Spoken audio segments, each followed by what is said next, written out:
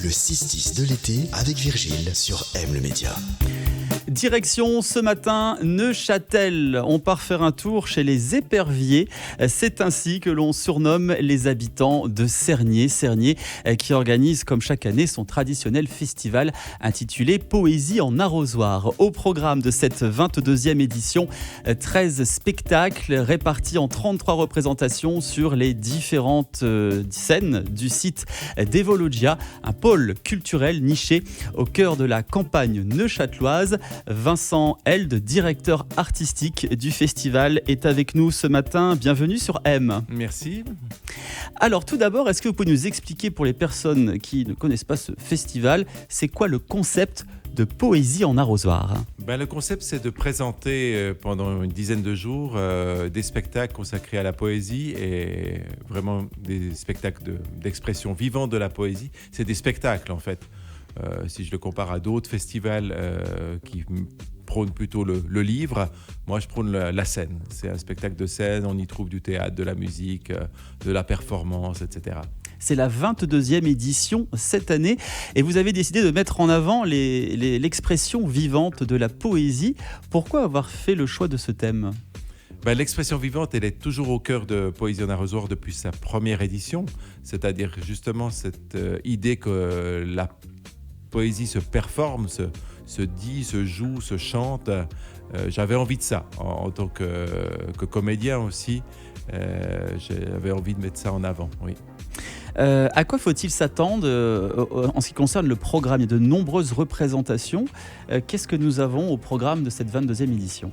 Eh bien, il y a 13 spectacles, vous l'avez dit tout à l'heure, 33 représentations. C'est très varié, justement. On va de la chanson avec Barbara Pravi, Louise Haussmann, du slam avec Govrache, des textes du slam aussi avec le spectacle Bleu Piscine, des textes très forts. Et cette année, je dirais qu'il y a 2-3 lignes qui se mettent en place comme ça, qui se dessinent, quelque chose peut-être autour de l'intime, l'intimité peut-être des femmes en particulier, quand on a des femmes comme Barbara Pravi ou Catherine Ringer, la moitié des Rita Mitsuko qui sont présents, qui disent des textes très forts, très intimes sur l'intimité de la femme, etc. Il y a aussi une performance de 4 personnes queer et quelque chose un spectacle magnifique autour de cette fierté là d'être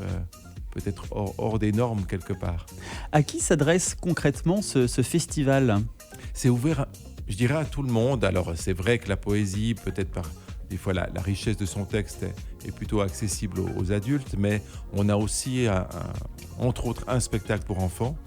Ça c'est un spectacle entre autres sans parole, donc comme quoi c'est vraiment accessible à tout un chacun. Et puis je dirais la chanson, le slam, ça parle à tout le monde, ça fonctionne pour tout le monde. Evologia, c'est un pôle culturel niché dans la campagne neuchâteloise. Il y a différentes scènes donc au sein même du secteur. Oui, alors c'est ça qui fait la singularité aussi du festival. C'est son cadre finalement, son cadre bucolique qui est celui d'Evologia, avec une scène qui est dans une ancienne grange à foin, une autre scène dans des jardins, une dans une serre horticole. Donc on varie aussi les espaces. On a aussi un restaurant qui collabore avec nous, qui fait des repas thématiques en fonction des spectacles. Voilà. C'est une fête, mais à la fois proche de la nature.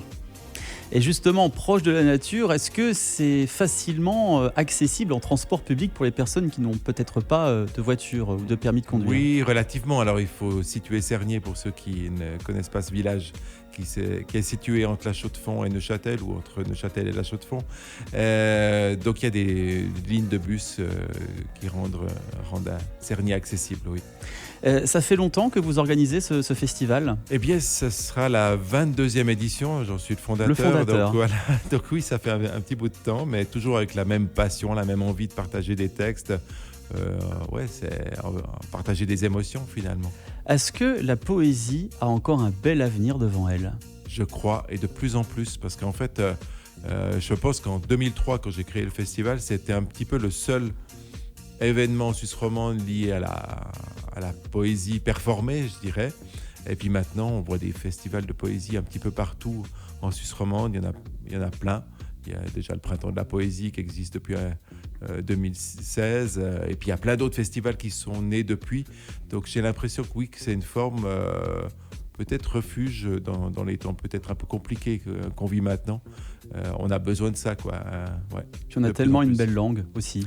Et oui, la valeur. langue est belle en fait. Et puis la langue est ludique. La langue se réinvente en permanence. Et la poésie rend hommage à cette inventivité-là.